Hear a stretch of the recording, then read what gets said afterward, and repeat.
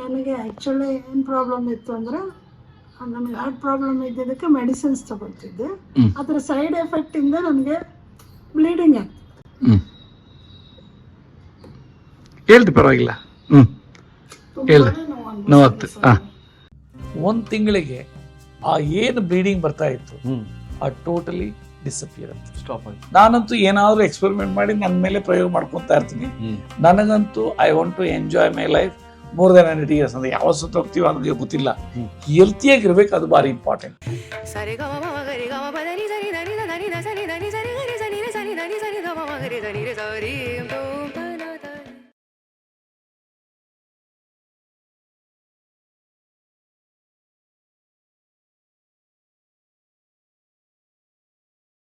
ನಮಸ್ಕಾರ ವೀಕ್ಷಕರುಗಳಿಗೆ.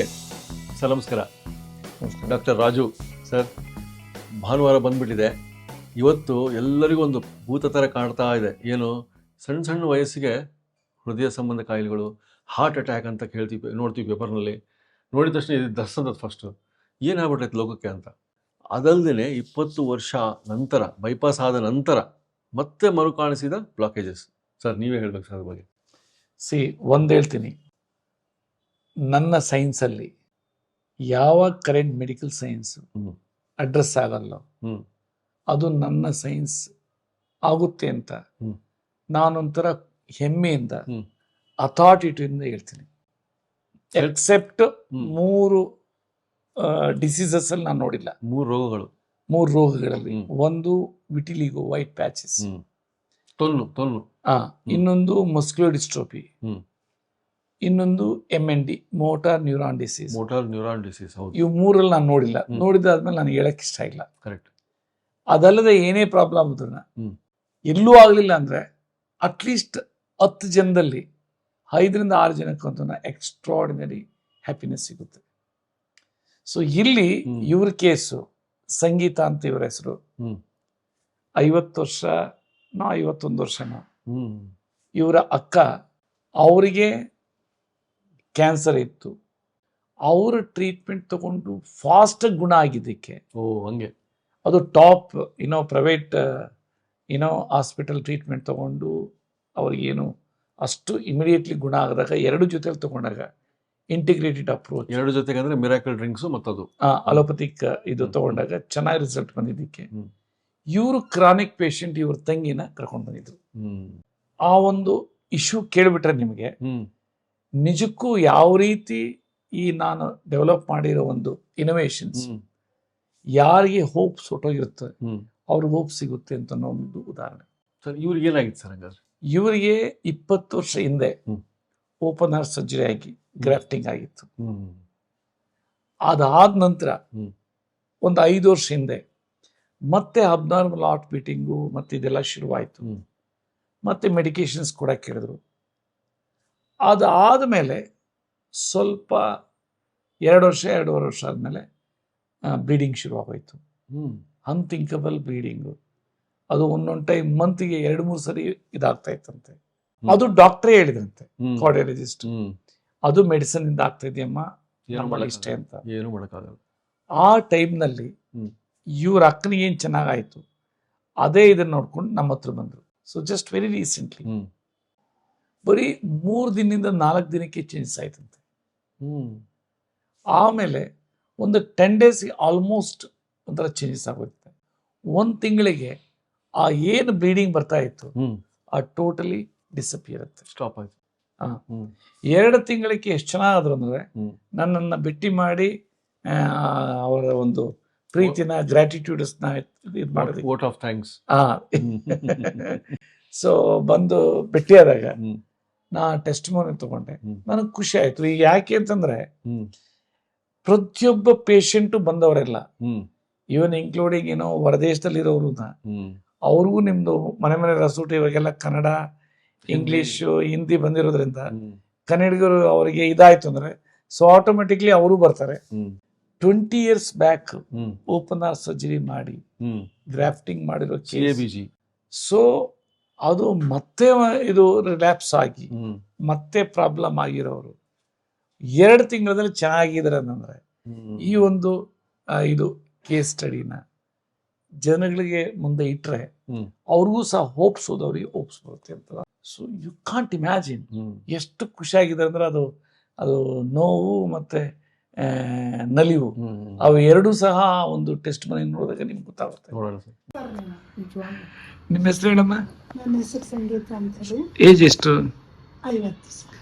ಸೊ ನೀವು ನಮ್ಮಲ್ಲಿ ಒಂದು 2 ತಿಂಗಳಿಂದ ಬಂದಿರಲ್ವಾ? ಹೌದು ಸರ್. ಇದು ಹಾರ್ಟ್ ಪ್ರಾಬ್ಲಮ್ ಅಂತೆಲ್ಲ ಬಂದಿದ್ರಿ. ಇವತ್ತು ತುಂಬ ಚೆನ್ನಾಗಿ ಆಗಿದೆ ಅಂತ ಹೇಳಿದ್ರಿ. ಸೊ ಹೇಳ್ರಿ ಏನೇನಾಯಿತು, ಹೆಂಗಾಯಿತು ಅಂತ. ಎಷ್ಟೋ ಜನಕ್ಕೆ ನೀವು ದೇವ್ರ ಸ್ವರೂಪ. ನನಗೆ ಆ್ಯಕ್ಚುಲಿ ಏನು ಪ್ರಾಬ್ಲಮ್ ಇತ್ತು ಅಂದರೆ ನನಗೆ ಹಾರ್ಟ್ ಪ್ರಾಬ್ಲಮ್ ಇದ್ದಿದ್ದಕ್ಕೆ ಮೆಡಿಸಿನ್ಸ್ ತಗೊಳ್ತಿದ್ದೆ. ಅದರ ಸೈಡ್ ಎಫೆಕ್ಟಿಂದ ನನಗೆ ಬ್ಲೀಡಿಂಗ್ ಆಗ್ತದೆ. ಹೇಳ್ರಿ ಪರವಾಗಿಲ್ಲ. ಹೇಳಿ. ನೋವಾಗ್ತದೆ. ಹಾಂ. 1.5 ವರ್ಷ ಟ್ರೈ ಮಾಡಿದೆ. ಆಮೇಲೆ ತೋರಿಸಿದ್ರು ಸರಿ ಹೋಗಿಲ್ಲ. ಅಂದರೆ ಅವರು ಮೆಡಿಸಿನ್ ಕೊಟ್ಟಾಗ ಕಡಿಮೆ ಆಗ್ತಿತ್ತು, ಮತ್ತೆ ಬಿಟ್ಟರೆ ಮತ್ತೆ ಅದೇ ಪ್ರಾಬ್ಲಮ್. ನಂಗೆ ಬೇಸರ ಆಗಿ ಯಾವುದು ತಗೊಳೋದು ಬೇಡ ಅಂತ ಬಿಟ್ಬಿಟ್ಟಿದ್ದೆ. ನಿಮ್ಮ ಅಕ್ಕ ಅವರು ಕರ್ಕೊಂಡು ಬಂದರು. ನಮ್ಮ ಅಕ್ಕ ಕರ್ಕೊಂಡು ಬಂದರು. ಆಮೇಲೆ ಚೆನ್ನಾಗಿದೆ ತೋರಿಸಿದೆ. ಫಸ್ಟ್ ಡೇನೆ ಆ ಮೆಡಿಸಿನ್ ತಗೊಂಡು ಫಸ್ಟ್ ಡೇ ಮಾರನೇ ದಿನದಿಂದಾನೆ ನನಗೆ ಸ್ಟಾಪ್ ಆಯ್ತು. ಮತ್ತೆ 1-2-3 ದಿನಕ್ಕೆ ಒಂಚೂರು ಪ್ರಾಬ್ಲಮ್ ಆಯ್ತು. ಅದಕ್ಕೆ ಏನ್ ಮಾಡ್ಬೇಕು ಅಂತ ಮತ್ತೆ ಸಜೆಷನ್ಸ್ ಕೊಟ್ರೆ ಆ ತರ ಮತ್ತೆ ನಾನು ಫಾಲೋ ಮಾಡ್ಕೊಂಡೆ. ಈಗ ಏನೂ ತೊಂದರೆ ಇಲ್ಲ. ಅವಾಗ ಒಂದ್ಸಲ ಮತ್ತೆ ತುಂಬಾ ಸ್ಟ್ರೈನ್ ಆದ್ರೆ ನನಗೆ ಆಗ್ತಿತ್ತು. ಮತ್ತೆ ಅದು ಈಗ 1 ಮಂತ್ ತಗೊಂಡಾದ್ಮೇಲೆ ಏನು ತೊಂದರೆ ಇಲ್ಲ. ಎಷ್ಟು ಪರ್ಸೆಂಟೇಜ್ ನಿಮ್ಗೆ ಚೆನ್ನಾಗಿದೆ ಈಗ? 100% ಆರಾಮಾಗಿದೆ. ಮತ್ತೆ ಮೊದಲು ಹಾರ್ಟ್ ಪ್ರಾಬ್ಲಮ್ ಅಲ್ಲಿ ಏನೇನು ಸಿಂಪ್ಟಮ್ಸ್ ಕಾಣ್ತಾ ಇತ್ತು ಅವಾಗ? ಆಪರೇಷನ್ ಆಗಿದೆ. ಆಪರೇಷನ್ ಆಗಿ ಆಪರೇಷನ್ ಅಂದ್ರೆ heart operation open heart surgery. Open heart ಸರ್ಜರಿನೇ ಆಗಿ 20 ವರ್ಷ ಆಗಿತ್ತು. ನನಗೆ ಈ ಕೆಲಸದ ಒತ್ತಡದಲ್ಲಿ ಒಂದ್ ಸ್ವಲ್ಪ ಏನಾಯ್ತು ಅಂದ್ರೆ ಹಾರ್ಟ್ ಬೀಟಿಂಗ್ ಜಾಸ್ತಿ ಆಗುತ್ತೆ. ನಡೆದ್ರೂ ಹಾರ್ಟ್ ಬೀಟ್ ಜಾಸ್ತಿ ಆಗುತ್ತೆ. ಹಂಗಾಗಿ ಈಗ 5 years ಬೇಕು ಅದು ಪ್ರಾಬ್ಲಮ್ ಆಯ್ತು. ಆವಾಗ ನಾನು ತೋರಿಸಿದಾಗ ಒಂದಷ್ಟು ಮೆಡಿಸಿನ್ಸ್ ಕೊಟ್ರು ನನಗೆ. ಆ ಮೆಡಿಸಿನ್ಸ್ 3-4 ವರ್ಷ ತಗೊಂಡಾಗ ಇದು ಸೈಡ್ ಎಫೆಕ್ಟ್ ಆಯ್ತು.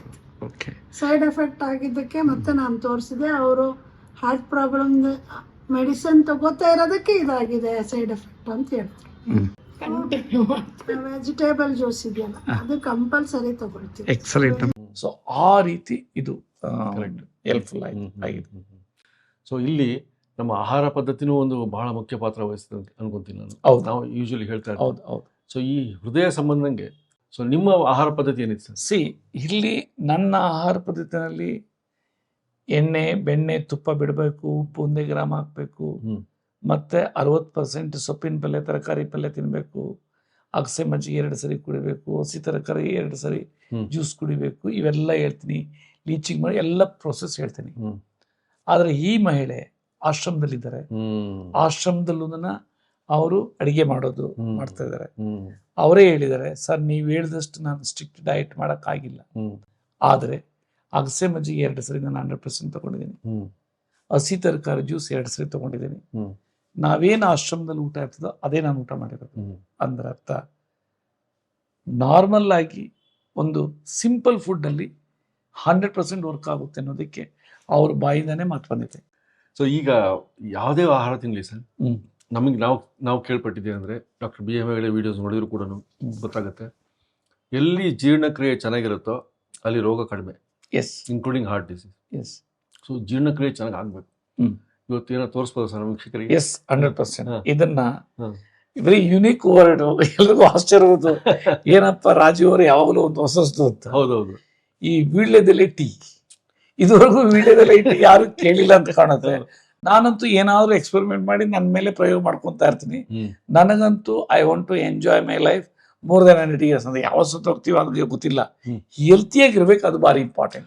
ಮನುಷ್ಯನ ದೇಹ ಇರೋದು 120 ವರ್ಷ ಕೆಪಾಸಿಟಿ ಅಂತ ಸುಂದರರಾಜ್ ಅವರು ಲಾಸ್ಟ್ ಅವರು ಹೇಳಿದ್ರು. ಡೈರೆಕ್ಟ್ ಹೇಳಿದ್ರೆ, ಸರ್ ನಾನಂತೂ 120 ವರ್ಷ ಇರ್ಬೇಕು, ಪ್ಲಾನ್ ಮಾಡಿ ಕುಂತೀನಿ ಅಂತ ಹೇಳಿದ್ರು ಅವರು. ನಾವೇನ್ ಗೊತ್ತಾ, ನಾವು ನಮ್ಮ ಶರೀರ ಬಗ್ಗೆ ಪ್ಲಾನ್ ಮಾಡಲ್ಲ, ಟಾರ್ಗೆಟ್ ಮಾಡಲ್ಲ, ಅದ ರೀತಿ ಅದಕ್ಕೆ ಪೋಷಣೆ ಮಾಡಲ್ಲ. ಆ ಪೋಷಣೆಲ್ಲಂತೂ ನಮಗೆ ಬ್ರೈನ್ಗೆ ತುಂಬಾ ಪೋಷಣೆ ಮಾಡಬೇಕು. ಈ ವೀಕ್ಷಕರೇ, ನಾನು ಹೇಳಕ್ಕೆ ಇಷ್ಟಪಡ್ತೀನಿ, ಪ್ರತಿ ತಿಂಗಳು ಬಂದಾಗ ಶೂಟಿಂಗಿಗೆ ನಾವು ಇಲ್ಲಿ ಬಂದಾಗ ಸರ್ ಹತ್ರ ಏನೋ ಒಂದು ಪವರ್ ಇದೆ. ನಾವು ಅದನ್ನ ಸ್ವಲ್ಪ ಹಂಗೆ ರಿಚಾರ್ಜ್ ಮಾಡ್ಕೊಂಡು ಹೋಗ್ತೀವಿ. ಇವತ್ತು ಆ ಬೆಳೆದಲ್ಲೇ ಚಹಾ ಕೂಡ ಕುಡಿದು ಬಿಡೋಣ ರಿಚಾರ್ಜ್. ಅದಕ್ಕೆ ಈಗ ರಿಚಾರ್ಜ್ ಅಂದ್ರಲ್ಲ, ಪ್ರಾಬಬಲಿ ಏಪ್ರಿಲ್ ಅಲ್ಲಿ ವರ್ಲ್ಡ್ ಕ್ಲಾಸ್ ನಮ್ಮದೇ ಆದ miracle drinks new Ayurveda wellness ಸೆಂಟರ್ನ ಗೋವಾದಿಂದ 1 ಗಂಟೆ, ಆಮೇಲೆ ಬೆಳಗಾಮಿಂದನೂ 1 ಗಂಟೆ, ಇನ್ ಬಿಟ್ವೀನ್ ಖಾನಾಪುರ ಹತ್ರ ಒಂದು 33 ಎಕರೆದು ಫಾರೆಸ್ಟ್ ಒಳಗಡೆ ರೆಸಾರ್ಟ್ ಇದೆ. ದೊಡ್ಡ ವ್ಯಕ್ತಿ ಅವರು ಇದನ್ನ ಕನ್ವರ್ಟ್ ಮಾಡಿ ಅಂತ ಆಫರ್ ಮಾಡಿದ್ದಾರೆ. ವೆಲ್ನೆಸ್ ಸೆಂಟರ್ ಆಗಿ ರೆಸಾರ್ಟ್ ಗಿಂತ ವೆಲ್ನೆಸ್ ಸೆಂಟರ್ ಮಾಡ್ತು ಅಂದ್ರೆ ಜನಕ್ಕೆ ಒಳ್ಳೇದಾಗ್ತೈತೆ. ಕೆಲವರು ಎಲ್ಲ ಎಷ್ಟು ಈಗ ನನ್ನ ಹತ್ರ ಬರ್ತಾರೆ, ಸರ್ ನಮಗೆ 10 ದಿನ ಆಗ್ಲಿ 15 ದಿನ ಆಗ್ಲಿ ಇರೋದಕ್ಕೆ ನಮ್ಗೆ ಅವಕಾಶ ಕೊಡ್ಸಿ ಇನ್ ಹೌಸ್, ಸೊ ದಟ್ ನಾವು ಅಲ್ಲೇನೆ ಅಡಿಗೆ ಹೆಂಗ್ ಮಾಡ್ಬೇಕು, ಏನು ಎಲ್ಲ ಪ್ರಕ್ರಿಯೆ ನಾವು ನೋಡಬಹುದಂತ. ಬಹಳಷ್ಟು ಜನ ಕಾಮೆಂಟ್ಸ್ ಹಾಕಿದ್ರು, ಬರೀ ನಾವು OPD ತೊಗೊಳ್ತಾ ಇದೀವಿ, ನಮಗೆ ಅಲ್ಲಿ ಏನಾದ್ರು ಇದೆಯಾ ಸ್ಟೇ ಮಾಡಿ ಟ್ರೀಟ್ಮೆಂಟ್ ತೊಗೊಳೋದಕ್ಕೆ ಅಂತ. ಸೊ ಇದು ಅಲ್ಲಿ ಫೆಸಿಲಿಟಿ ಇರುತ್ತೆ, ಎಲ್ಲ ಫೆಸಿಲಿಟಿ ಇರುತ್ತೆ, ಒಳ್ಳೆ ಇದು ಬೆಸ್ಟ್ ಫೆಸಿಲಿಟೀಸ್. ಒಳಗಡೆ ಹೋಯ್ತು ಅಂದ್ರೆ ಖುಷಿ ಆಗ್ಬೇಕು, ಆ ಪ್ರಕೃತಿನೇ ಅವ್ರನ್ನ ಚೇಂಜ್ ಮಾಡ್ಬೇಕು. ಈ ರಾಮೋಜಿ ಫಿಲ್ಮ್ ಸಿಟಿಯಲ್ಲಿ ದುಡ್ಡು ತಗೊಂಡು ಸೂಟ್ ಕೇಸಲ್ಲಿ ಒಳಗೆ ಹೋಗ್ಬೇಕು, ಸಿನಿಮಾ ರೀಲ್ ತಗೊಂಡು ಹೊರಗೆ ಬರ್ಬೇಕು ಅಂತ ಇತ್ತು ಕಾನ್ಸೆಪ್ಟ್. ಆ ಕಾನ್ಸೆಪ್ಟ್ ದುಡ್ಡು ತಗೊಂಡು ಒಳಗೆ ಹೋದ್ರೆ ಒಂದು ಸಿನಿಮಾ ಮಾಡಿ ಹೊರಗೆ ಬರ್ಬೋದು. ಆ ತರ ಇದೊಂದು ವೆಲ್ನೆಸ್ ಸೆಂಟರ್. ನೀವು ರೋಗವನ್ನ ತಗೊಂಡು ಒಳಗೆ ಹೋದ್ರೆ ಆರೋಗ್ಯ ತಗೊಂಡು ಹೊರಗೆ ಬರ್ಬೋದು.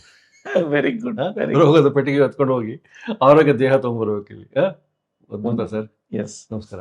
ಎಲ್ಲ ಆರೋಗ್ಯಕ್ಕೆ ಮೂಲ ಕಾರಣ ಒಳ್ಳೆ ಪಚನಕ್ರಿಯೆ, ಡೈಜೆಷನ್. ಸೊ ಅದನ್ನ ತೋರಿಸ್ತೀರ ಬಿಟ್ರಿ ಚಹಾ ನೋಡಿ. ಈ ಪಚನಕ್ರಿಯೆಗೆ ವೆರಿ ಯುನಿಕ್ ಟೀ ಅಂದ್ರೆ ವೀಳ್ಯದೆಲೆ ಟೀ. ಇದ್ರ ಜೊತೆಯಲ್ಲಿ ಕರಿಮೆಣಸಿದೆ, ಚಕ್ಕೆ ಇದೆ, ಇದಿದೆ. ಈಗ ನಾವು ಒಂದು ಗ್ಲಾಸ್ ಮಾಡ್ತಾ ಇದೀವ. 1 ಗ್ಲಾಸ್ಗೆ ಸರ್ 1 ಗ್ಲಾಸ್ಗೆ ಎಷ್ಟು ಇಟ್ಕೋಬೇಕು ಸರ್ ಅಳತೆ? ಏನು ಒಂದು 1/4 ಚಮಚ ಕರಿಮೆಣಸು, 1/2 ಇಂಚು ಚಕ್ಕೆ, 1 ಎಲೆ, ಸ್ವಲ್ಪ ಬೆಲ್ಲ ಟೇಸ್ಟ್ಗೋಸ್ಕರವಾಗಿ ಇಟ್ಕೊಂಡ್ವಿ. ಏನ್ ಮಾಡ್ಬೇಕು? ಸೊ ಇದನ್ನ 1 ಗ್ಲಾಸ್ ನೀರಲ್ಲಿ ಹಾಕ್ಬಿಟ್ಟು ಚೆನ್ನಾಗಿ ಬಾಯ್ಲ್ ಮಾಡ್ದ ಒಂದು 3 ನಿಮಿಷನೋ 5 ನಿಮಿಷನೋ ಬಾಯ್ಲ್ ಮಾಡಿದ್ಮೇಲೆ ಅದನ್ನ ಶೋಸ್ಕೊಂಡ ಅದನ್ನ ಕುಡ್ದ. Very simple. ಇದೇ ಚಾ ತರ ಕುಡಿಯೋದು. ಎಲ್ಲ medicine value.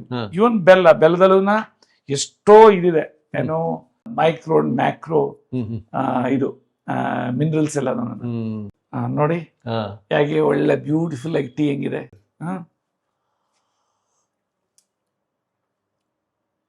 Beautiful unthinkable taste. ಏನಂತಾರೆ ಎಲ್ಲ ಇದೆ ಇದರಲ್ಲಿ. ಹೌದೌದು.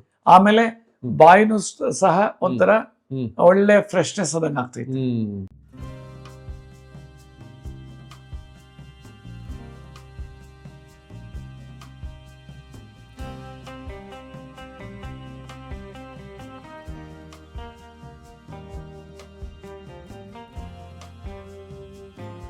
ಇನ್ನೂ ಅನೇಕ ಸ್ವಾದಿಷ್ಟ ರೆಸಿಪಿಗಳಿಗಾಗಿ ಸಬ್ಸ್ಕ್ರೈಬ್ ಮಾಡುವುದನ್ನು ಮರೆಯಬೇಡಿ.